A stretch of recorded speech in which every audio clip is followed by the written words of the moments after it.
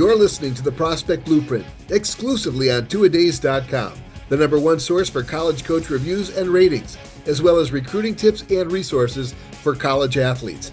Have a coach you'd like to leave a review for or research before you make an expensive decision?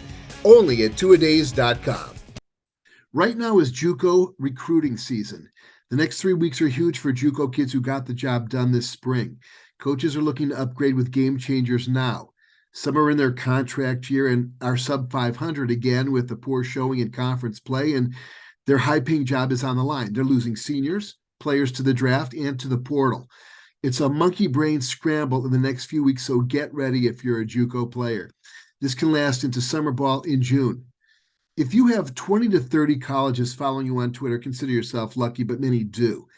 There'll be another 8 to 10 that text or call that don't follow you because they don't want other schools to know they're interested.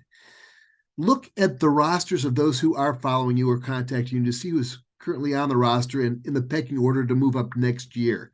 If they have a great player statistically on the bench or redshirting, make note. Some big schools stockpile players because they can, but come fall, the fight begins and you've got to be ready, especially with 2 years of eligibility left. You can't sit around for the next 3 years waiting for your number to get called. Now, some of you might have MLB scouts calling for you. If you're that guy, it's a huge help. What mid-major, even Power 5, gets a call from the Yankees area scout and tells them, nah, we got a kid from Parma High School we recruited instead? To have a scout go to bat for you is huge. Honor that scout by training your ass off this summer and find faith and believe in yourself. Make him look good. Get your video reels in order and zoom in on a lot of your shots, because I see some of you kids sending me video and it's a long shot. We really can't see what you're doing. So make sure that you're able to re-edit those, please. Thank each and every coach for following you on Twitter. You never know, that might be a nice icebreaker to get a conversation started. And once that conversation starts, have questions to ask that coach about his roster and where they need you. Not where they want you, but where they need you. The deal points and what they liked about your reel. At the end of every call, simply ask, what are the next steps? They'll ask for transcripts, mention they're going to have a coach's meeting maybe, or they may say an offer is coming. Don't expect one to actually show up, but when it does, be thankful, because they will at some point. Not all people are honest, and coaches sometimes have to string kids out a while they go after their #1 pick. Now, you may or may not be that #1 guy. Continue posting performance-oriented videos on your account, because there are some players still in the playoff mix pumping up their highlight reels and getting in-person looks.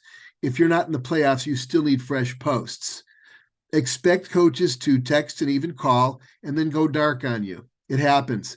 Many of them are in a stressful situation with holes they need to fill and want to make sure that they do get the right person. With that said, many Power 5 and solid mid-majors are waiting to see who beams into the portal after exit interviews, or they get drafted before they recruit you, or, as many will do, fish out of the SEC portal pool. Coaches are fickle.